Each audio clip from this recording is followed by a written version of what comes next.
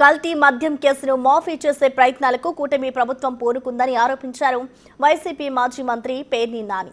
కల్తీ మద్యంపై కృష్ణా జిల్లా ఎక్సైజ్ కార్యాలయం ఎదుట వైసీపీ మాజీ మంత్రి పేర్ని నాని ఆధ్వర్యంలో నిరసన చేపట్టారు. గన్నవరం ఎయిర్పోర్ట్లో అల్లుడిని స్వాగతించినట్టు జనార్దన్ రావును స్వాగతించి అరెస్టు చేశారన్నారు. జనార్దన్ రావు ఆఫ్రికా నుంచి ముంబై వస్తే ముంబై వెళ్లి ఎందుకు అరెస్టు చేయలేదని ప్రశ్నించారు. కల్తీ మద్యం కేసులో కూటమి ప్రభుత్వం లాలూచీ పడుతుందనడానికి ఇదే నిదర్శనమన్నారు పేర్ని నాని.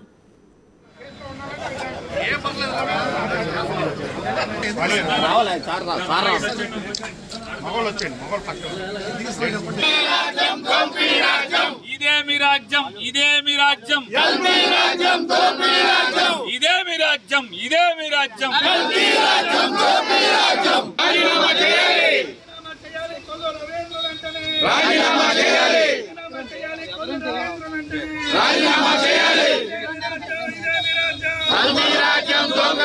భలే అందరూ స్పెషలిస్ట్ మావాడు.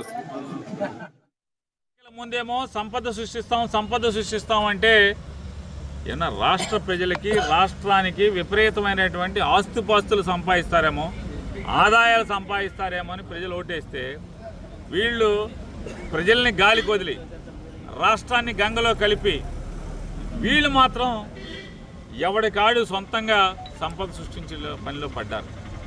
అసలు నిన్న చూసాం కొల్లు రవీంద్ర ఆర్భాటం, ఈ సొల్లు మాటలు.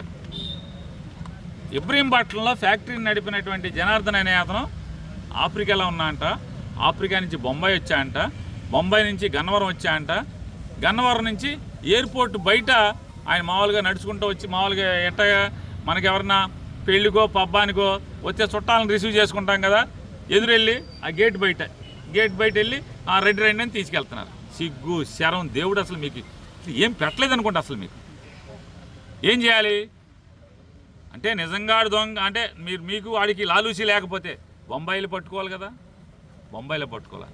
బొంబాయి నుంచి గన్నవరం వచ్చాడు, రన్వే మీద పట్టుకోవాలి కదా, రన్వే మీద పట్టుకోవాలా, లోపల పట్టుకోవాలి కదా సెక్యూరిటీ చెక్ దగ్గర, అక్కడ పట్టుకోవాలా. మామూలుగా ఏం చేస్తారు మంత్రులు వీళ్ళు వస్తుంటే వాళ్ళ పిఏలను గన్మెన్ వాళ్ళు ఎదురెళ్ళి సూట్ కేసు తీసుకుని కారులో బయటకు వెళ్తుంటారు. అట్టా ఆయన తీసుకుని ఆడి సూట్ కేసు అందుకుని జాగ్రత్తగా ఆయన తీసుకెళ్తున్నారు. ఇంతకన్నా ప్రభుత్వం ఆడు లాలూచి పడిపోయారంటాకి వేరే సాక్ష్యం ఏమన్నా కావాలని అడుగుతున్నాను రాష్ట్రం.